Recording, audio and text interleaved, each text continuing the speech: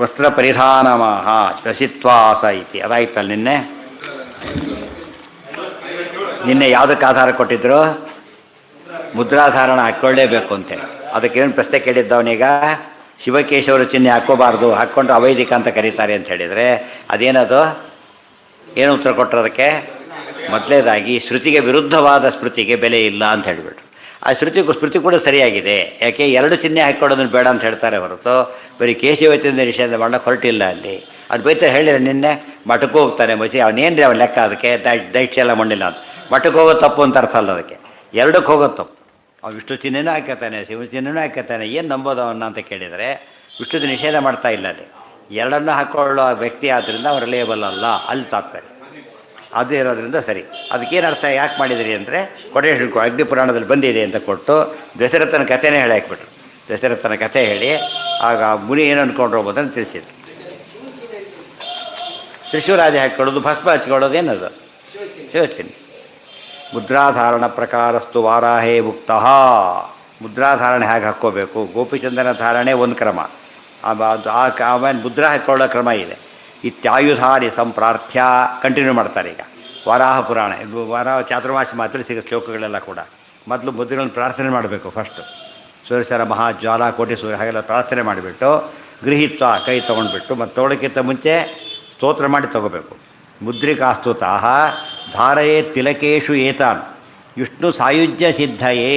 ತಿಲಕಗಳು ಇದು ಹಚ್ಕೊಂಡಿದ್ದು ಊರ್ಧ್ವಮುಖವಾಗಿದ್ದಾಗ ತಿಲಕ, ಅದ್ರ ಮೇಲೆ ಇದನ್ನೆಲ್ಲ ಧಾರಣ ಮಾಡಬೇಕು. ಏಕಂ ಕಪೋಲೆ ಹೃದಯೇ ತ್ರೀಣಿ ಮಧ್ಯೋದರೇ ತಥಾ ಪಂಚ ಪಾರ್ಶ್ವೇ ದ್ವಯಂ ತ್ರೀಣಿ ದಕ್ಷಿಣಸ್ತನಮಂಡನೆ ಚಕ್ರದ್ವಯಂ ದಕ್ಷಿಣೇ ತು ಬಾಹೌ ತಿಲಕಮೂರ್ಧನಿ ನೆಸೇತ್ ಅಧಸ್ತಾದೇಕಂತು ತಿಲಕೆ ವಾಮಬಾಹುಕೆ ಕರ್ಣಮೂಲೆ ತಥಾ ಕಂಠೆ ಏಕಮೇಕಂತು ಧಾರಯೇತ್. ವಾಮೇ ಕಪೋಲೆ ಇವಿಷ್ಟು ಕೂಡ ಚಕ್ರಕ್ಕೆ. ಏಕಂ ಕಪೋಲೆ ಇಲ್ಲಿ ಹಾಕ್ಕೊಂಡ ಒಂದು. ಆಮೇಲೆ ತ್ರೀಣಿ ಮಧ್ಯೋದರೇ ತಥಾ, ಮಧ್ಯೋದರ ಅಂತ ಹೇಳಿದರೆ ಮಧ್ಯದ ನಾಮದ ಮೇಲೆ 3. ಪಂಚ ಪಾರ್ಶ್ವೆ ಇಲ್ಲಿ ಬಲಭಾಗದಲ್ಲಿ 5. ದ್ವಯಂ ತ್ರೀಣಿ ದಕ್ಷಿಣ ಸ್ತನಮಂಡಲೆ. ಪಂಚಪಾರ್ಶ್ವೇ ದ್ವಯಂ ತ್ರೀಣಿ ದಕ್ಷಿಣ ಸ್ತನಮಂಡಲೆ ಬಲಭಾಗದಲ್ಲಿರೋ ನಾಮದ ಮೇಲೆ 3. ಚಕ್ರದ್ವಯಂ ದಕ್ಷಿಣೇತು ಬಲಗೈ ಮೇಲೆ 2 ಚಕ್ರ. ಬಾಹು ತಿಲಕ ಮೂರ್ಧನಿ, ಆಮೇಲೆ ತಿಲಕದ ಮೇಲೆ ಹಾಕ್ಕೋಬೇಕಾದ್ರೆ ತಿಲಕದ ಮೇಲೆ ಚಕ್ರ. ಚಕ್ರದ್ವಯಂ ದಕ್ಷಿಣೇತು ಬಾಹು ತಿಲಕ ಮೂರ್ಧನಿ ನೆಸೇದ್ ಅಧಸ್ತಾದೇಕಂತು ತಿಲಕೆ. ಈ ಕಡೆಗೆ ಕೆಳಗೆ ಹಾಕ್ಕೋಬೇಕು, ಇಲ್ಲಿ ಮೇಲೆ ಇಲ್ಲಿ ಕೆಳಗೆ. ವಾಮಬಾಹುಗೆ ಚಕ್ರನ ಇಲ್ಲಿ ಮೇಲೆ ಹಾಕ್ಕೋಬೇಕು, ನಾಮದ ಮೇಲೆ ಇಲ್ಲಿ ಹಾಕೋಬೇಕು, ಕೆಳಗೆ ಹಾಕ್ಕೋಬೇಕು. ವಾಮಬಾಹುಗೆ ಕರ್ಣಮೂಲೆ ತಥಾ ವಾಮೇ ಕಪೋಲೆ ಈ ಶಂಖ. ಈಗ ಅದು ಕಂಠ ಕರ್ಣಮೂಲೆ ತಥಾ ಕಂಠೆ, ಕರ್ಣಮೂಲದೊಂದು ಕಂಠದಲ್ಲೊಂದು, ಇಷ್ಟಾಗಿ ಚಕ್ರದ ಜಾಗ ಆಯ್ತು ಇಷ್ಟು. ಆಮೇಲೆ ಶಂಖ ಕರ್ಣಮೂಲೆ ತಥಾ ಕಂಠೆ ಏಕಮೇಕಂತು ಏಕಮೇಕಮ ಒಂದೊಂದು ಅಂತ ಅರ್ಥ. ವಾಮೇ ಕಪೋಲೆ ಶಂಖೈಕಂ, ವಾಮೇ ಎರಗಡೆ ಶಂಖ 1. ದ್ವಯಂ ಪಾರ್ಶ್ವೇ ತ್ರಯಂ ಸ್ತನೆ ಬೆಳಭಾಗದಲ್ಲಿ ಅದರ ಮೇಲೆ 2. ತ್ರಯಂ ಸ್ತನೆ ಇಲ್ಲಿ 3 ಭಾಗ, ಇಲ್ಲಿ 3. ಶಂಖದ್ವಯಂ ತಥಾ ಬಾಹ್ವೋಹೋ ಇಲ್ಲಿ 2 ಬಾಹ. ವಿನ್ಯಸೆ ಚಕ್ರ ಮೂರ್ಧನೆ ಚಕ್ರದ ಮೇಲೆ ಹಾಕ್ಕೋಬೇಕು. ಚಕ್ರ ಹಾಕ್ಕೊಂಡಿದ್ರಲ್ಲಿ ಇಲ್ಲಿ ಅದ್ರ ಮೇಲೆ ಇರಬೇಕು. ಚಕ್ರ ಕೆಳಗೆ ಶಂಖ ಮೇಲೆ, ಇಲ್ಲಿ ಚಕ್ರ ಮೇಲೆ ಕೆಳಗೆ ಶಂಖ. ತ್ರಯಂ ಸ್ತನೆ ಶಂಖದ್ವಯಂ ತಥಾ ಬಾಹ್ವೋಹೋ ವಿನ್ಯಸೆ ಚಕ್ರ ಮೂರ್ಧನಿ ಬಾಹುತು ತಿಲಕಾಸಸ್ತಾತ್. ದಕ್ಷಿಣೆ ಬಾಹುವಿನ ಹಾಕ್ಕೊಂಡಾಗ ತಿಲಕದ ಕೆಳಗೆ ಹಾಕ್ಕೋಬೇಕು. ದಕ್ಷಿಣೆ ಶಂಖಮೇಕಕಂ ದಕ್ಷಿಣದಲ್ಲಿ 1. ಕರ್ಣಮೂಲೆ ತಥಾ ವಾಮೆ ಶಂಖಮೇಕಂತು ಕರ್ಣಮೂಲೆ ತಥಾ ವಾಮೆ ಕರ್ಣಮೂಲದಲ್ಲೊಂದು ಹಾಕ್ಕೋಬೇಕು, ಇಲ್ಲೊಂದು ಹಾಕ್ಕೋಬೇಕು 2. ಶಂಖಮೇಕಂತು ವಿನ್ಯಸೇತ್ ಲಲಾಟೇತು ಗದಾಧಾರ್ಯ. ಗದನೆಲ್ಲಿ ಹಾಕ್ಕೋಬೇಕು? ಲಲಾಟದಲ್ಲಿ ಹಣೆ ಮೇಲೆ. ಧಾರ್ಯ ವಾಮಪಾರ್ಶ್ವೇ ತಥಾ ಸ್ತನೆ, ಆಮೇಲೆ ಇಲ್ಲಿ ಹಾಕ್ಕೋಬೇಕು. ಆಮೇಲೆ ಬಾಹುಜೆ ತಿಲಕೆ ದ್ವೇತು ಇಲ್ಲಿ 2 ಹಾಕ್ಕೋಬೇಕು. ಈ ಕಡೆ 2 ಹಾಕ್ಕೊಂಡ್ರೆ ಎಷ್ಟಾಯಿತು? 1 ಎಷ್ಟಾಯ್ತು? ಇಲ್ಲಿ 2 ಇಲ್ಲಿ ಎಲ್ಲೂ ವಾಮಪಾರ್ಶ್ವೇ ತಥಾ ಸ್ತನೆ ಬಾಹುಜೆ ತಿಲಕೆ ದ್ವೇತು ಇಲ್ಲಿ 2, ಇಲ್ಲಿ 1, ಇಲ್ಲಿ 2, ಇಲ್ಲೊಂದು. ಎಷ್ಟಾಯಿತು? ಇಲ್ಲಿ 2 ಎಷ್ಟು? 5 ಆಯಿತು.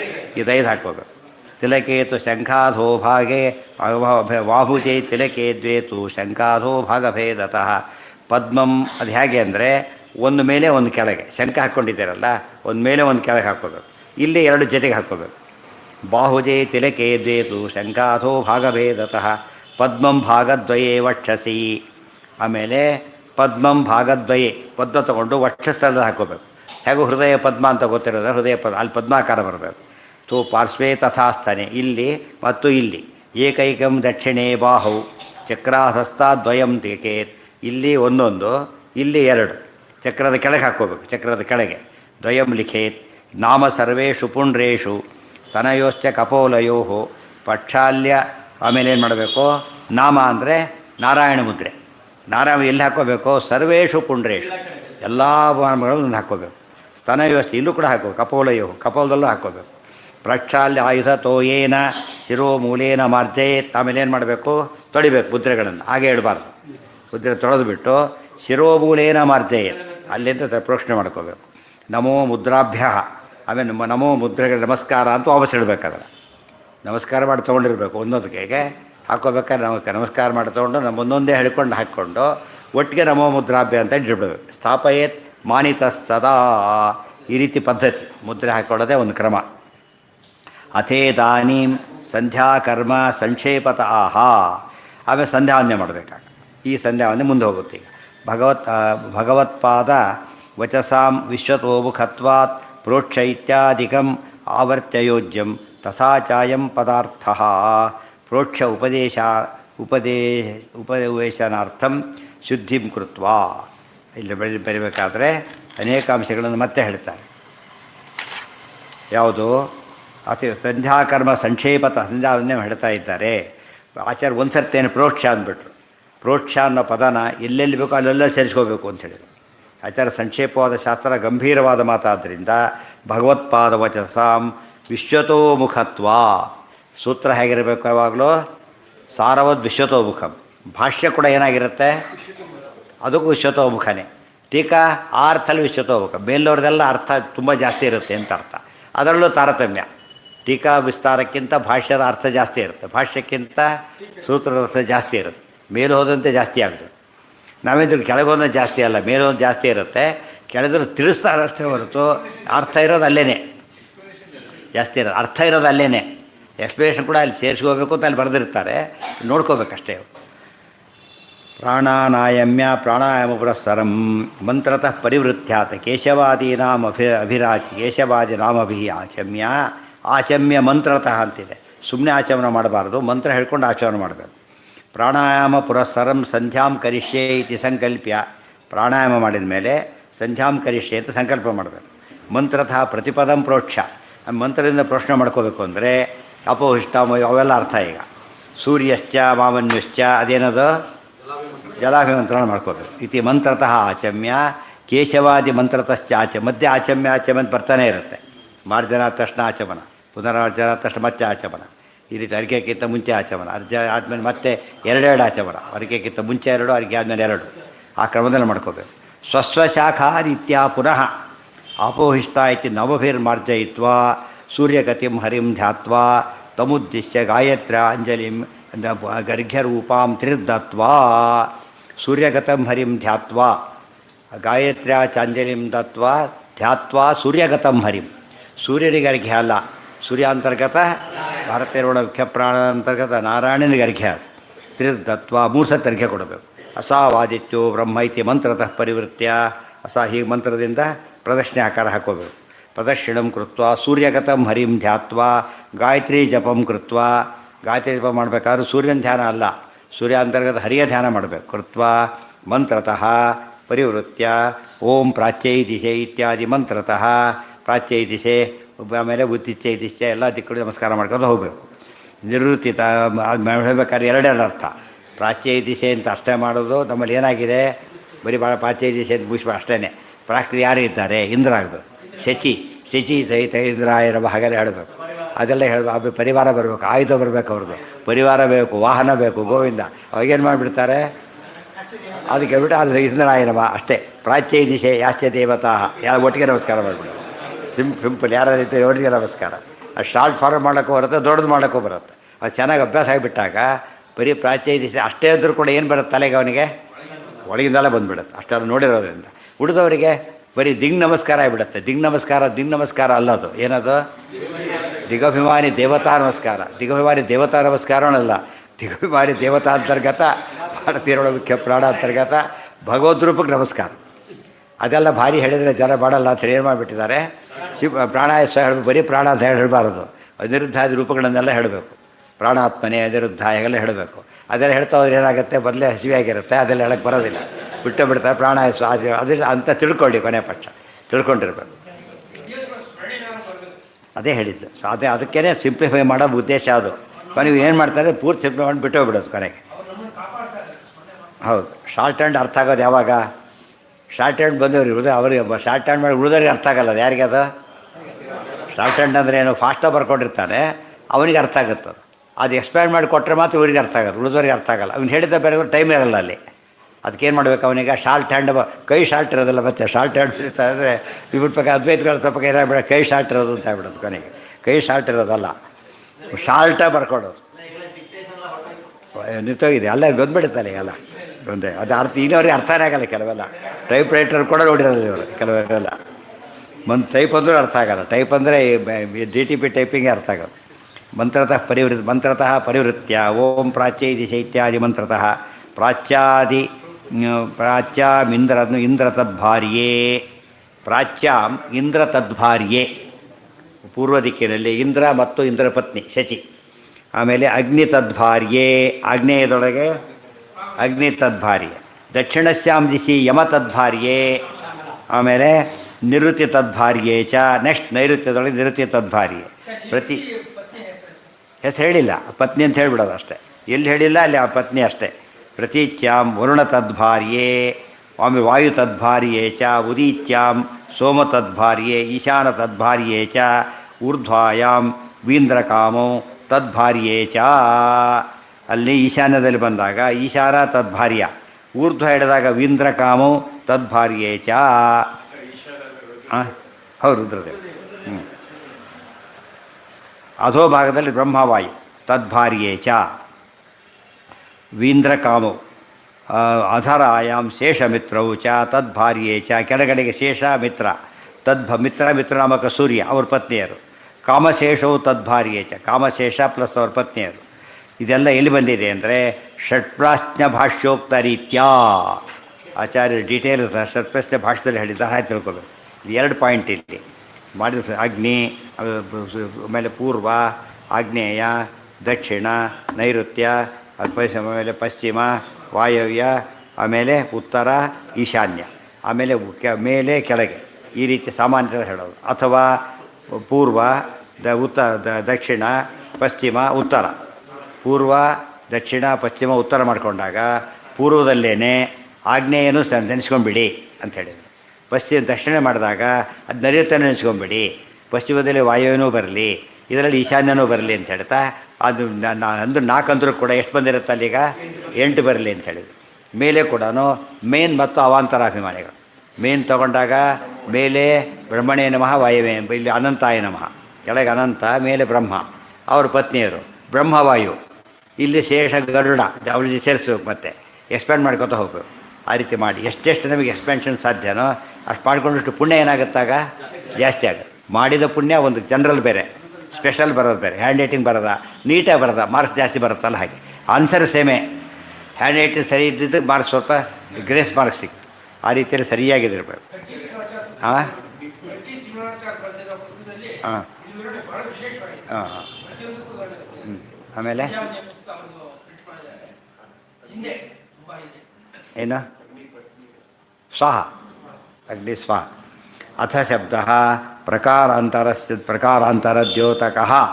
ಆತ ಅಂತ ಆಚಾರ್ಯ ಯಾತಕ್ಕೆ ಹೇಳ್ತಾರೆ ಅಂದರೆ, ಕೆಲವು ಸರ್ತೆ ಯಜುರ್ವೇದ ಇತ್ಯಾದಿ ವ್ಯತ್ಯಾಸ ಇರುತ್ತಲ್ಲ, ಕೆಲವು ವಿಷಯಗಳು ಅದು ತಿಳ್ಕೋಬೇಕು ಅಂತ ಅರ್ಥ. ಅಭಿಮಂತ್ರಣ ಮಂತ್ರ ಇತ್ಯಾದಿಗಳು ಚೇಂಜ್ ಇವೆ, ನಮ್ಮದು ಅವ್ರಿಗೆ ಬೇರೆ ಬೇರೆ ಇದೆ. ಆದ್ದರಿಂದ ಅಥ ಶಬ್ದದಲ್ಲಿ ಅಲ್ಲಿ ಸೇರಿಸಿಬಿಡ್ತಾರೆ. ಸಂಧ್ಯಾ ಸಮಾಪ್ತು. ಮತ್ತು ಆಚಾರ್ಯರು ಎಲ್ಲ ಒಟ್ಟಿಗೆ ಹೇಳಿದ್ರೆ ಇನ್ನೊಂದು ಕಾರಣ ಇದೆ. ಇಲ್ಲಿ ಎಲ್ಲರಿಗೂ ಕಾಮನ್ನಾಗಿ ಹೇಳ್ತಿರ್ಬೇಕಾದ್ರೆ ಋಗ್ವೇದ ಯಜುರ್ವೇದದಲ್ಲಿ ಸೇರಿಸ್ಬಿಟ್ಟು ಏನಾಗುತ್ತೆ, ಋಗ್ವೇದ ಸಂಧ್ಯಾಕ್ರಮಕ್ಕೂ ಯಜುರ್ವೇದ ಸಂಧ್ಯಾಕ್ರಮಕ್ಕೂ ಏನಿದೆ ಸ್ವಲ್ಪ ವ್ಯತ್ಯಾಸ ಇದೆ. ಆ ವ್ಯತ್ಯಾಸ ಎಲ್ಲ ಹೇಳೋಕ್ಕೆ ಹೊರಟಿಲ್ಲ ಅವರು. ಸದಾಚಾರ ಇಷ್ಟು ಮಾಡಬೇಕು ಅಂತ ಹೇಳ್ತಿದ್ದಾರೆ. ಅದನ್ನೆಲ್ಲ ಎಲ್ಲಿ ತಿಳ್ಕೊಬೇಕೀಗ? ಅಥ ಇತ್ಯಾದಿ ಶಬ್ದದಲ್ಲಿ ಹೇಳಿರೋದ್ರಿಂದ ಅದು ಸಂಬಂಧಪಟ್ಟ ಗ್ರಂಥ ತೊಗೊಂಡು ಸೇರಿಸ್ಕೋಬೇಕು ಅದಕ್ಕೆ. ಅಥ ಸಂಧ್ಯಾ ಸಮಾಪ್ತೌ ಸಂಧ್ಯಾವಂದನೆ ಮುಗಿದ ಮೇಲೆ ವಿದ್ಯುದಸಿ ಇತಿ ಮಂತ್ರೇಣ ಅಥ ಉಪಸ್ಪೃಶ್ಯ ಸಮಾಚಮ್ಯ ಹಸ್ತೌ ಅನುಭುಜ್ಯ ವಿಚಿರಾಚಮೇತ್ ದ್ವಿಹಿ ಪರಿಮೃಜ್ಯ ಸಕೃತ ಉಪಸ್ಪೃಶ್ಯ ಶಿರಶ್ಚಕ್ಷುಷೌ ನಾಸಿಕೆ ಶ್ರೋತ್ರೇ ಹೃದಯ ಹೃದಯಮಾಲಭ್ಯ ಇತಿ ಮಂತ್ರೇಣ ತತ್ತಸ್ಥಾನೇಷು ಉದಕಂ ಪ್ರೋಕ್ಷ್ಯ ಸ್ವಸ್ವಶಾಖಾರೀತ್ಯ ಯಥಾಧಿಕಾರಂ ಬ್ರಹ್ಮಯಜ್ಞತರ್ಪಣೈಃ ಅನ್ಯತಮೈರ್ವಾ ಸುರಾಧಿಕಾನ್ ದೇವಋಷಿ ಪಿತೃಮನುಷ್ಯಾನ್ ತರ್ಪಯೇತ್. ಅದು ಸುರಾಧಿಕಾನ್ ತರ್ಪಯಿತ್ವ ಆಚಾರ್ಯರ ಮಾತು. ಇಲ್ಲಿ ತರ್ಪಣ ಅಂದರೆ ಬ್ರಹ್ಮಯಜ್ಞದವರೆಗೂ ಹೋಯ್ತದೀಗ. ಬ್ರಹ್ಮಯಜ್ಞದಲ್ಲಿ ಏನಿದೀಗ ದೇವತಾ ಋಷಿ ಆಚಾರ್ಯ ಪಿತೃ. ದೇವತಾ ಋಷಿ ಆಚಾರ್ಯ ಎಲ್ಲರಿಗೂ ಕಾಮನ್. ಪಿತೃ ಮಾತ್ರ ಇಲ್ಲದೆ ಹೋದವರಿಗೆ, ಉಳಿದವರಿಗೆಲ್ಲ ಅದು ಅಪ್ಲಿಕಬಲ್ ಅಲ್ಲ. ಅದಕ್ಕೆ 3 ಕಾಮನ್. ಅದಕ್ಕೆ ಅವನೇ ಹೇಳಿಬಿಟ್ರು, ಅವರು ವೇದದ ಪ್ರಕಾರ ಅವರ ಅರ್ಹತೆ ಅಧಿಕಾರ ಯಥಾಧಿಕಾರಂ ಅಂತ ಹೇಳಿದ್ರಿಂದ ಎಲ್ಲ ಕೊಟ್ಟು ಮಾಡ್ಲಿಕ್ಕೆ ಹೋಗಬಾರ್ದು. ಅವ್ರು ಎಷ್ಟಿದೆ ನೋಡ್ಕೊಂಡು ಅದನ್ನು ಹೇಳಿ, ಕಡಿಮೆನೂ ಮಾಡೋಂಗಿಲ್ಲ ಹೆಚ್ಚು ಮಾಡೋಂಗಿಲ್ಲ. ತರ್ಪ ಹಾಂ ಹಾಂ ಎಲ್ಲ ಮುಗಿದ್ಮೇಲೆ, ಅದೆಲ್ಲ ಮುಗಿದ್ಮೇಲೆ ಪ್ರೋಕ್ಷಣೆ ಮಾಡ್ಕೊಂಡು ಆಚಮನ. ಮೊದಲು ಆಚಮನ ಮಾಡಿ ಶುರು ಮಾಡಬೇಕು, ಪ್ರೋಕ್ಷಣೆ ಮಾಡ್ಕೋಬೇಕು. ಆಮೇಲೆ ತಕ್ಷಣ ಆಚಮನ ಇಲ್ಲ, ತರ್ಪಣ ಕೊಟ್ಟೆ ಆಮೇಲೆ ಆಚಮನ. ಸಂಧ್ಯಾ 2 ಸಂಧ್ಯಾ ಬ್ರಹ್ಮಯಜ್ಞಾಗ ಅನೇಕ ಜಾಗಗಳಿವೆ. ಪಿತೃತರ್ಪಣ ಕೊಡೋರು ಸಂಧ್ಯಾವಂದನೆ ಆದ ತಕ್ಷಣ ಕೊಡಬಾರ್ದು. ಯಾತಕ್ಕೆ ಅಂದರೆ ಇನ್ನು ದೇವ ಕಾರ್ಯ ಆಗಿಲ್ಲ, ಅದರಿಂದ ಕೊಡೋಂಗಿಲ್ಲ, ಪಿತೃ ಕಾರ್ಯ ಮಾಡೋಂಗಿಲ್ಲ. ಅಲ್ಲಿ ಜೀವತ್ ಪಿತೃಕರಿಗೆ ಸಮಸ್ಯೆ, ಎಲ್ಲಿ ಬೇಕಾದ್ರೂ ಕೊಡ್ಬೋದು ಅವರು, ಅವ್ರಿಗೆ ಸಮಸ್ಯೆ ಇಲ್ಲ. ಇವರಿಗೆ ಮಾತ್ರ ಹಾಕಿ ಕೊಡಬಾರ್ದು. ಎಲ್ಲಿ ಕೊಡಬೇಕು? ವೈಷ್ಣವಕ್ಕಿಂತ ಮುಂಚೆ ಅಥವಾ ವೈಷ್ಣವ ಆದಮೇಲೆ ಅಷ್ಟೇ. ವೈಷ್ಣವಕ್ಕಿಂತ ಮುಂಚೆನೂ ಕೊಡ್ಬೋದು, ಆಮೇಲೂ ಕೊಡ್ಬೋದು. ಅದು ಆಪ್ಷನ್ ಕೊಟ್ಟಿದ್ದಾನೆ, ಗೊತ್ತಾಯ್ತಾ? ಆಮೇಲೆ ಕೊಡೋದು ದಿ ಬೆಸ್ಟ್. ಪಿತೃಕಾರ್ಯ ಆದಮೇಲೆ ಯಾವುದೂ ಇಲ್ಲ, ಕ್ಲೋಸ್ ಅಲ್ಲಿಗೆ. ಅಥವಾ ಬೆಳಿಗ್ಗೆ ಬ್ರಹ್ಮಯಜ್ಞ ಸಂಧ್ಯಾನ ಮುಗಿಸ್ಬಿಡ್ತಾನೆ, ಮಧ್ಯಾಹ್ನ ಪೂಜೆ ಮಾಡ್ತಾನೆ. ಅವಾಗೇನು ಮಾಡ್ಬೋದು? ಇನ್ನೊಮ್ಮೆ ಸ್ನಾನ ಮಾಡೋದ್ರಿಂದ ಬ್ರಹ್ಮಯಜ್ಞ ಮುಗಿಸ್ಬೋದಾಗ್ತದೆ. ಬ್ರಹ್ಮಯಜ್ಞ ಮುಗಿಸಿಬಿಟ್ಟು ಪಿತೃಕಾರ್ಯ ಇನ್ನೊಮ್ಮೆ ಸ್ನಾನ ಮಾಡ್ತಾನೆ, ಆದ್ದರಿಂದ ಯೋಚನೆ ಇಲ್ಲ. ಆದರೆ ಉತ್ತಮ ಪಕ್ಷ ಯಾವಾಗಲೂ ಕೂಡ ಪಿತೃತರ್ಪಣ ಲಾಸ್ಟ್ ಇಟ್ಕೊಳ್ಳೋದ್ರೆ ಉತ್ತಮ ಪಕ್ಷ. ಅದು ಎಲ್ಲಿ ಉಳ್ಕೊಂಡಿದೆ ಈಗ? ಅದು ಅಮಾವಾಸ್ಯೆ ತರ್ಪಣ ಇತ್ಯಾದಿ ಕೊಡೋಕೆ ಅದು ಲಾಸ್ಟಿಗೆ ಕೊಡೋ ಅಭ್ಯಾಸ ಇದೆ. ಆದರೆ ಎಲ್ಲ ಪಿತೃತರ್ಪಣ ಲಾಸ್ಟಿಗೆ ಬರಬೇಕು. ಅವ ದೇವಋಷಿ ಪಿತೃಪ ನರಹ ಇತಿ ಮುಕ್ತಾಸ್ತು ಪಂಚಥ. ಪಿತೃಪಕ್ಷ ತರ್ಪಣ ಆದಮೇಲೆ ಮುಂದೆ ಬರೋದೆಲ್ಲ ಅತಿಥಿ ಪೂಜೆ ಇದೇನೆ. ಈ ಮುಂದಿನ ಸ್ಟೆಪ್ಸ್ ಯಾವುದೂ ಇರೋದಿಲ್ಲ, ಮುಂದೆ ಹೋಗ್ಬಿಟ್ಟಿರ್ತಾನಾಗಲಿ. ವಾಸಃ ಸ್ವಸಮೀಪೆ ಸ್ಥಾಪಿತಂ ತರ್ಪಯಿತ್ವಾ ವಾಸಃ ಸ್ವಸಮೀಪೆ. ಇದೆಲ್ಲ ಎಲ್ಲಿಯಾಗಿದೆ ಈಗ? ಆರ್ದ್ರಗುದವಸ್ತ್ರಂ ತರ್ಪಣೋರ್ಧ್ವಂ ನಚಾಂಭಸಿ ಇತ್ಯುಕ್ತೆ ಸ್ಥಳೇ ನಿಷ್ಪೀಡ್ಯಾಥ ವಾಸೋ ವಿಸ್ತೃತ್ಯ ಜಲೇ ಪ್ರಕ್ಷಾಲ್ಯ ಆತಪೆ ಪ್ರಸ್ಥಾಪಯೇತಿ ಭಾವಃ. ಮೊದಲಿಗೆ ಇದಿಷ್ಟು ನೀರಲ್ಲಿ ನಿದ್ದೆ ಮಾಡೋಕ್ಕೆ ಬರುತ್ತೆ ನಿಮಗೆ. ಕೆಲವು ಸ್ಟೇಜ್ವರೆಗೂ ಏನು ಮಾಡ್ಬೋದು? ಅವಗಾನ ಸ್ನಾನ ಮಾಡಿದಾಗ ನೀರಲ್ಲೇ ಭಾಳಷ್ಟು ಪೋರ್ಷನ್ ಮುಗಿಸ್ಬಿಡೋದು. ಅರ್ಘ್ಯದವರೆಗಂತೂ ಆರಾಮ ಮುಗಿಸ್ಬಿಡ್ಬೇಕು. ಅರ್ಘ್ಯದವರೆಗೆ ಅಲ್ಲೇ ಕುಳ್ಳಕ್ಕೆ ಜಾಗ ಇದ್ದರೆ ಹೊರಗೆ ಬಂದು ಮಾಡ್ಬೋದು. ಇಲ್ಲ ನಿಮ್ಮ ಆಪತ್ಕ ಹೊರಗೆ ಬರೋಕ್ಕೆ ಸಾಧ್ಯ ಇಲ್ಲ ಅಂದರೆ ಇಷ್ಟನ್ನು ಅಲ್ಲೇ ಮುಗಿಸಿಬಿಟ್ಟು ಹೊರಗೆ ಬರ್ಬೋದು ಅಂತ. ಇಷ್ಟನ್ನು ಅಲ್ಲೇ ಮುಗಿಸ್ಬಿಡ್ಬೋದು. ವಸ್ತ್ರ ಪರಿಧಾನಮಾಹ ವಸಿತ್ವಾವಾಸ ಇತಿ. ಅದು ಮುಂದೆ ಇವ್ರದಲ್ಲ, ಅದು ಪ್ರಕಾಶಿಕ. ಮತ್ತು ಅನೇಕ ವಸ್ತುಭ ಅರ್ಕಮಂಡಲಗಂ ವಿಷ್ಣುಂ ಧ್ಯಾತ್ವೈವ ತ್ರಿಪದೀಂ ಜಪೇತ್ ಸಹಸ್ರಪರಮಾಂ ದೇವೀಂ ಶತಮಧ್ಯಾಂ ದಶಾಪರಾಂ ಆಸೂರ್ಯದರ್ಶನಾತ್ ತಿಷ್ಠೇತ್ ತತಸ್ತೂಪವಿಷೇತವಾ. ಅರ್ಕಮಂಡಲಗಂ ವಿಷ್ಣುಂ ಧ್ಯಾತ್ವೈವ ತ್ರಿಪದೀಂ ಜಪೇತ್. ಪೇಜ್ ನಂಬರ್ ಇದರಲ್ಲಿ 86. ಇದರಲ್ಲಿ 86 ಸೂರ್ಯಮಂಡಲದಲ್ಲಿರ್ತಕ್ಕಂಥ ವಿಷ್ಣುವನ್ನು ಧ್ಯಾನ ಮಾಡಿಯೇ ಮಾಡಬೇಕೇ ಹೊರತು ಬೇರೆ ಏವಂತಿದೆ. ವಿಷ್ಣುವನ್ನೇ ಧ್ಯಾನ ಮಾಡಿ ಮಾಡಬೇಕೇ ಹೊರತು ಸೂರ್ಯಾದಿಗಳನ್ನ ಧ್ಯಾನ ಮಾಡಿ ಮಾಡೋದಲ್ಲ. ಅಥವಾ ಧ್ಯಾನ ಮಾಡಿಯೇ ಮಾಡಬೇಕೇ ಹೊರತು ಸುಮ್ಮನೆ ಮಾಡೋ ಹಾಗಿಲ್ಲ. ಅಥವಾ ತ್ರಿಪದೀಮೇವ ಗಾಯತ್ರಿನೇ ಹೇಳಬೇಕೇ ಹೊರತು ಬೇರೆ ಮಂತ್ರ ಹೇಳಾಗಿಲ್ಲ. ಅಲ್ಲಲ್ಲೇ ಸೇರಿಸ್ಕೋಬೇಕಾದ್ರೆ ಇಲ್ಲೀಗ ಅರ್ಕಮಂಡಲ ವಿಷ್ಣು ಧ್ಯಾತ್ವೈವ ತ್ರಿಪದೀಮೇವ ಜಪೇ. ಇಲ್ಲೂ ಬರುತ್ತಾ ಅಲ್ಲೂ ಬರುತ್ತಾ. ಸೂರ್ಯಮಂಡ ಅಲ್ಲೇ ನೋಡ್ತಾ ಯಾವುದೋ ಒಂದು ಪುರುಷ ಸೂಕ್ತ ಹೇಳಿದ್ರು ಸಾಲದಾಗ ವೇದ ಪಾರಾಯಣ ಮಾಡಿದ್ರು ಗಾಯತ್ರಿ ಮಂತ್ರನೇ ಹೇಳಬೇಕಾದ್ರಿಂದ ತ್ರಿಪದೀಂ ವದೆ ಅದು ಜಪೇತ್. ಅದು ಹೇಗೆ ಜಪ, ಎಷ್ಟು ಜಪ ಮಾಡಬೇಕು ಅಂದರೆ ಸಹಸ್ರ ಪರಮಾಂ ದೇವೀಂ ಶತಮಧ್ಯಾಂ ದಶಾವರಾಂ. 1000 ಯಾವಾಗ ಉತ್ತಮ ಪಕ್ಷ. 1000 ಗಾಯತ್ರಿ ಜಪ ನಂಬರ್ 1. ಶತಮಧ್ಯಾಂ, ಮಧ್ಯ ಅಂದರೆ ಮಧ್ಯಮ ಅಂತ ಅರ್ಥ. ಇಲ್ಲಿ ಮಧ್ಯ ಅಂದರೆ ಮಧ್ಯಮ. 100 ಮಾಡೋದು ಮಧ್ಯಮ. ದಶ ಅವರಾಮ್ 19 ಏನದು ಮಿನಿಮಮ್ ಲೋಯೆಸ್ಟ್ ಕ್ವಾಲಿಟಿ ಮದ್ದು ಗಾಯತ್ರಿ ಮಂತ್ರ ಅಂತ 3 ಮಾಡೋದು. ಏನಿಲ್ಲ 105 ಹೇಳಿರೋದು. 108 ಬೇಕಿಲ್ಲ. ಅದು ಕೃಷ್ಣಾಷ್ಟೋದ ಅವೆಲ್ಲ ಮಾತ್ರ 108 ಆಗಬೇಕು. ಗಾಯತ್ರಿ ಮಾತ್ರ 100. ಆಸು 10 × 10 × 10 3 ಭಾಗ ಮಾಡಿದ್ದಾರೆ. 10 × 10 ಹಾಂ, ಈ ರೀತಿ ಮಾಡಲಿಲ್ಲ. 1000, 500, 100 ಆ ಥರ ಮಾಡಲಿಲ್ಲ. 1000, 250, 10 ಮಾಡಲಿಲ್ಲ. ಮಾಡಬೇಕಾದ್ರೆ 10 10 ಅಂತ ಮಾಡಿದ್ರಿಂದ 10 ಗುಣಾಕಾರದಲ್ಲಿ ಬರಬೇಕದು. ಒಂದು ಮಾಡಿದರೆ 10 ಸೇರೋದಿಲ್ಲ, ಆದ್ದರಿಂದ ಕೌಂಟ್ ಆಗೋದಿಲ್ಲ. ಬಿಲೋ 9 ಮಾಡಿದರೆ ಏನದು ಕೌಂಟ್ ಆಗೋದಿಲ್ಲ. ಮಿನಿಮಮ್ 10 ಮಾಡಲೇಬೇಕು. ಆ ಸಹಸ್ರ ವರಮಾಂ ದೇವಿ. ಹಾಂ, ಹೌದೇ, ಹೌದು, ಕರೆಕ್ಟ್. ಬೇಸ್ ಅದು ಇದನ್ನು ನೋಡಿಕೊಂಡೇ ಮಾಡಿರೋದು. ಇದನ್ನು ನೋಡಿಕೊಂಡೇ ಯೂನಿಟ್ ತೊಗೊಂಡಿರೋದು. ಸದಿವಾಕರ ಇದು ಒಂದಾಯಿತು. ಆ ಸೂರ್ಯ ದರ್ಶನಾತಿಷ್ಠೆ ಒಂದೊಂದು ಪಾಯಿಂಟ್ ಹೇಳ್ತಾರೆ. ಅದು ನಂಬರ್ ಹೇಳಿದರು. ಈಗ ಪಾಶ್ಚರ್ ಹೇಳ್ತಾರೆ. ಸೂರ್ಯ ಉದಯಕ್ಕಿಂತ ಮುಂಚೆ ಮಾಡೋದಾದರೆ, ಸೂರ್ಯ ಕಾಳೋದಕ್ಕೆ ಮುಂಚೆ ಮಾಡೋದಾದರೆ ನಿಂತ್ಕೊಂಡೇ ಮಾಡಬೇಕು. ಗಾಯತ್ರಿ ಜಪಾನ ನಿಂತ್ಕೊಂಡೇ ಮಾಡಬೇಕು. ತತಸ್ತು ಉಪವಿಶೇತವ. ಆಮೇಲೆ ಮಾಡೋದಾದರೆ, ಆಮೇಲೆ ಮಾಡೋದು 2 ಪಕ್ಷ. ಈಗ 1000 ಮಾಡ್ತಾ ಇದ್ದಾನೆ, 500 ಆಗಿತ್ತು, ಸೂರ್ಯ ಹುಟ್ಟಿದ. ಅವಾಗ ಏನು ಮಾಡ್ಬೋದು? ನಿಂತ್ಕೊಂಡೇ ಕಂಟಿನ್ಯೂ ಮಾಡ್ಬೋದು, ಅಥವಾ ಕುತ್ಕೊಂಡು ಮಾಡ್ಬೋದು. ಅಷ್ಟು ನಿಂತು ತಯಾರು ಕುತ್ಕೊಂಡು ಮಾಡ್ಬೋದು. ಆಮೇಲೆ ಸೂರ್ಯೋದಯ ಆದಮೇಲೆ ಸಂಧ್ಯಾವನೆ ಮಾಡೋ ಪ್ರಸಂಗ ಬಂತು. ಆಗಲೂ ಬೆಳಗಿನ ಸಂಧ್ಯಾವನೆ ಚಾಯ್ಸ್ ಏನು ಮಾಡ್ಬೋದು? ನಿಂತ್ಕೊಂಡು ಬೇಕಾದ್ರೆ ಮಾಡ್ಬೋದು. ಇಷ್ಟು 3 ಭಾಗ ಇದೆ. ನಿಂತ್ಕೊಂಡೇ ಮಾಡೋದು, ನಿಂತ್ಕೊಂಡು ಮಾಡ್ಬೋದು ಅಂಬೋದು, ಅರ್ಧ ನಿಂತ್ಕೊಂಡು ಅರ್ಧ ಕುತ್ಕೊಂಡು ಮಾಡೋದು, 3 ಭಾಗನೂ ಇದೆ. ಅವನು ಇದ್ರ ಮೇಲೆ ಡಿಪೆಂಡ್ ಆಗುತ್ತೆ ಅಷ್ಟೇ. ಪೂರ್ವಾಂಶ ಇದು 2ನೇ ಭಾಗ ಮುಗೀತು. ಈಗ ಪಾಶ್ಚರ್ ಮುಗೀತು. ಟೈಮ್ ಹೇಳ್ತಾರೆ. ಪೂರ್ವಾಂ ಸಂಧ್ಯಾಂ ಸನಕ್ಷತ್ರಾಂ. ಪೂರ್ವ ಅಂದರೆ ಬೆಳಗಿನ ಸಂಧ್ಯಾವಂದನೆ ಮೊದಲನೇದು ಅಂತಾರೆ. ಪೂರ್ವ ಅಂದರೆ ನಂಬರ್ 1. ಮೊದಲನೇ ಸಂಧ್ಯಾವಂದನೆ ಅಂದರೆ ಯಾವುದು? ಕೌಸಲ್ಯಾಸು ಪ್ರಜಾರಾಮ ಪೂರ್ವ ಸಂಧ್ಯಾ ಪ್ರವರ್ತತೆ. ಅಲ್ಲಿ ಹೇಳಬೇಕು. ಪೂರ್ವ ಸಂಧ್ಯಾ ಅಂತ ಕರೆದಿದ್ದಾರೆ. ಪೂರ್ವ ಅಂದರೆ ಬೆಳಗಿನ ಫಸ್ಟ್ ಸಂಧ್ಯಾವಂದನೆ. ಅದರಲ್ಲಿ ತಿಷ್ಠೇತ್ ಆ ಸೂರ್ಯ ಪೂರ್ವ ನಕ್ಷತ್ರ ಕಾಣ್ತಾ ಇರಬೇಕಾಗ, ನಕ್ಷತ್ರ ಕಾಣಿಸ್ತಾ ಇದ್ದಾಗ ಮಾಡಿದರೆ ಅದು ನಂಬರ್ 1. ಅದು ಉತ್ತರಾಂ ಸದಿವ ಅಂದರೆ ತಮಾಷೆ. ಸೂರ್ಯೋದಯಕ್ಕಿಂತ ಮುಂಚೆ ಮಾಡ್ತಾನೆ, ನಿಂತ್ಕೊಂಡು ಮಾಡ್ತಾನೆ, ನಕ್ಷತ್ರ ಕಾಣಿಸ್ತಾ ಇದೆ, 1000 ಮಾಡ್ತಾನೆ. ಅವೆಲ್ಲ ಭಾರಿ ಪ್ಲಸ್ ಪಾಯಿಂಟ್ಗಳೆಲ್ಲ ಕೂಡ. ಸೂರ್ಯ ಹುಟ್ಟಿದ ಮೇಲೆ ಮಾಡ್ತಾನೆ, ಗೊತ್ತಾಯ್ತಾ? ಕುತ್ಕೊಂಡು ಮಾಡ್ತಾನೆ, 10 ಮಾಡ್ತಾನೆ, ಎಲ್ಲ ಲೋಯೆಸ್ಟ್ ಆಯ್ತು. ಅದಕ್ಕೆ ಎಲ್ಲ ಲೋಯರ್. ಇಲ್ಲಿ ಎಲ್ಲ ಹೈಯರ್.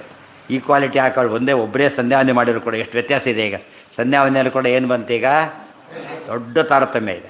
ಇನ್ನು ಬೆಳಿಗ್ಗೆ ಸೂರ್ಯ 10 ಗಂಟೆ ಹೊತ್ತಲ್ಲಿ 1000 ಜಪ ಮಾಡ್ತಾನೆ. ಬೆಳಿಗ್ಗೆ ಸಕಾಲಕ್ಕೆ 10 ಮಾಡಿಬಿಟ್ಟಿದ್ದ ನಿಂತ್ಕೊಂಡು. ಇವನು ಬೆಟರ್ ಆದ. ಯಾತಕ್ಕೆ? ಸಕಾಲಕ್ಕೆ ಮಾಡಿದ್ರಿಂದ ತುಂಬ ಉಪಯೋಗ ಆಯಿತು. ಆ ಕಾಲಕ್ಕೆ ಮಾಡಿದ್ರಿಂದ ಏನಾಯ್ತು? ಅದು 1000 ಕೊಟ್ಟರು. ಎಕ್ಸಾಮ್ ಫೀಸ್ ಲಾಸ್ಟ್ ಡೇಟ್ ಆದಮೇಲೆ 100 ರೂಪಾಯಿ ಬದಲು 1000 ಕೊಟ್ಟರು ಏನು ಮಾಡೋದಿಲ್ಲ? ತೊಗೊಳೋದು. ಏನು ಎಷ್ಟು ಜಾಸ್ತಿ ಕೊಡ್ತೀರಿ ತೊಗೊಳೋದಿಲ್ಲ. ಆದರೆ ಪರೀಕ್ಷೆ ದಿವಸ ಒಂದು 10,000 ಕೊಡ್ತೀರಿ ತೊಗೊಳಕ್ಕಾಗುತ್ತಾ? ಎಕ್ಸಾಮ್ ಹಾಲ್ ಟಿಕೆಟ್ ಕೊಡಿ 10,000 ಕೊಡ್ತೀವಿ, ಈಗಲೇ ಕೊಡ್ತೀವಿ 10,000 ಅಂತ ಕೇಳಿದರೆ ಅದು ಲಂಚ ಅಂತಾರೆ. ಅದು ಏನಂತಾರೆ? ಅದಕ್ಕೆ ಕರಪ್ಷನ್ ಅಂತಾರೆ ಹೊರತು ಪೆಸೆಂಟ್ ಅಲ್ಲ. ಅಲ್ಲಿ 100ಕ್ಕಿಂತ 10,000 ದೊಡ್ಡದು ಹೋದಲ್ಲೋ ಯುಕ್ತಿ ತೊಗೊಂಡ್ಬಿಡೋದು. ಏನು ಮಾಡಬೇಕಾಗ? ಭಾರಿ ದೊಡ್ಡ ಯುಕ್ತಿ. ನಾನು 10 ಅವಾಗ ರೂಪಾಯಿ ತೊಗೋತಿದ್ರಿ, ಈಗ 10,000 ಕೊಡ್ತಾ ಇದ್ದೀನಿ ನಿಮಗೆ. ಗೊತ್ತಾಯ್ತಾ? ಯಾಕೆ ತೊಗೊಳೋದಿಲ್ಲ? ನಂಬರ್ ದೊಡ್ಡದಲ್ಲ. ಏನು ಯುಕ್ತಿ ಏನಿದೆ? ಈಗ ಅಲ್ಲಿ ಹೋಯ್ತು ಯುಕ್ತಿ. ಏನಲ್ಲಿ ಶ್ರುತಿ ಏನಿದೆ ಅಷ್ಟರೊಳಗೆ ಕೊಡಬೇಕು ಅಂತಿದೆ. ನಿರವಕಾಶವಾದಂಥ ಡೇಟ್ ಇದ್ದಾಗ ಕೌಂಟ್ ಆಗೋದಿಲ್ಲ. ವಿತ್ ಲೇಟ್ ಫೀ ಆಫ್ಟರ್ ಅಂದ್ಬಿಟ್ಟು ಎಷ್ಟು ದಿವಸ ಆಗ್ಬೋದು? ವಿತಿನ್ 10 days ಅಂತ ಹೇಳಿದರೆ ಮುಗಿದು ಕತೆ. ಬೆಲ್ ಲೇಟರ್ ಅಂತ ಓದಬಾರ್ದು, 10 daysಗೆ ಓಡಬೇಕಾಗ. 10 days ಒಂದು ನಂಬರ್ ಮೆನ್ಷನ್ ಮಾಡಿಬಿಟ್ಟಿದ್ದಾರಲ್ಲ, ಅದು ಕೌಂಟ್ ಆಗುತ್ತೆ. ಆ ರೀತಿ ಮಾಡಿದಾಗ ಸದಿವಾಕರ ಅಂತ ಮಧ್ಯತ ಪೂರ್ವಾಂ ಸಂಧ್ಯಾಂ ಸನಕ್ಷತ್ರಾಂ ಉತ್ತರಾಂ ಸದಿವಾಕರ. ಕೊನೆಯದು ಪೂರ್ವ ಮೊದಲನೇದು, ಕೊನೆಯದು ಅಂದ್ರೇನು? ಮಧ್ಯದ 2ನೇದಲ್ಲ, ಅದು ಕೊನೆಯದು ಅಂತ ಅರ್ಥ. ನಾವು ಸಾಯಂಕಾಲ 3ನೇ ಸಂಧ್ಯಾವನ್ನೇ ಯಾವುದಕ್ಕೆ ಬರುತ್ತೆ? ಇನ್ನು ಸೂರ್ಯ ಕಾಣ್ತಿರ್ಬೋದು. ನಮಗೆ ಉಲ್ಟಪಾಟಾಗ ಬೆಳಿಗ್ಗೆ ಸೂರ್ಯ ಕಾಣ್ತಾರೆ, ಸಾಯಂಕಾಲ ನಕ್ಷತ್ರ ಕಾಣುತ್ತೆ. ಆದ್ದರಿಂದ ಅವ್ರು ಸಂಧ್ಯಾವಂದನೆ ಆಗೋದೇ ಇಲ್ಲ. ಸಂಧ್ಯಾಕಾಲನೇ ಅಲ್ಲ ಅಂದಮೇಲೆ ಸಂಧ್ಯಾವಂದನೆ ಆಗಲೇ ಇಲ್ಲ. ಉತ್ತರಾಂ ಉಪವಿಶ್ಯೈವ ವಾಗ್ಯತ ಸರ್ವದಾ ಜಪೇತ್. ಆದರೆ ಸಾಯಂಕಾಲ ಸಂಧ್ಯಾವನೆ ಮಾತ್ರ ಕೂತ್ಕೊಂಡೇ ಮಾಡಬೇಕು. ಉಪವಿಶ್ಯೈವ ಮಾಡಬೇಕು, ನಿಂತ್ಕೊಂಡು ಮಾಡೋ ಹಾಗಿಲ್ಲ, ಆಪ್ಷನ್ ಇಲ್ಲ ಅದಕ್ಕೆ.